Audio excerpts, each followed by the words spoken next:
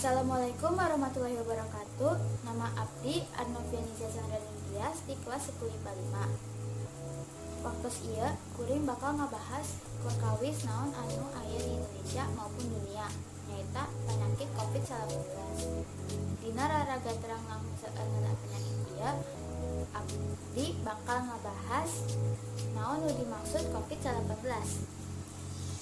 COVID-19 nyaeta penyakit anu nyerang sistem pernapasan. Virus anu nyebabkan penyakit ieu nyaeta virus corona. Virus corona nyebabkan gangguan dina sistem pernapasan, pneumonia akut, ugi maut.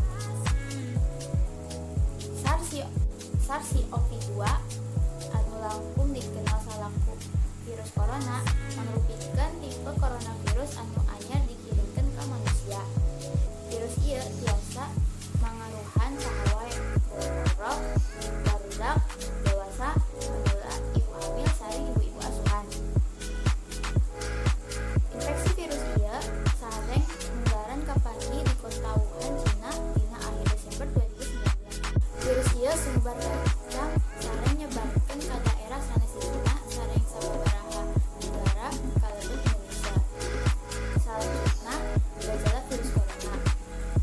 Secara umum aya 3 gejala anu nunjukkeun yen jalma kainfeksi virus corona, kahiji demam, suhu awak luhuran 38 derajat Celcius, kadua batuk, katilu sesak napas.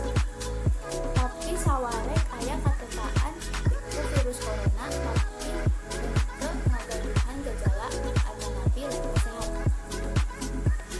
Numutkeun kana panelitian, gejala virus corona muncul dina 2 dinten ka 2 minggu saatas kana paparan virus corona. Salanjutna nyaeta penyebab virus corona. Dina kalogaan kasus coronavirus ngan ukur ngabalukakeun infeksi saluran pernapasan mampakikeun sedeng sapertos flu. Tapi virus ieu oge tiasa nyababkeun infeksi pernapasan parna sapertos pneumonia, MERS sareng SARS. Hiji jalma tiasa napi COVID-19 dan liwat sababaraha cara, nyaeta kahiji ngahaja ngambekan citu dina panyebaran atanapi batuk penderita COVID-19. Kadua membengkak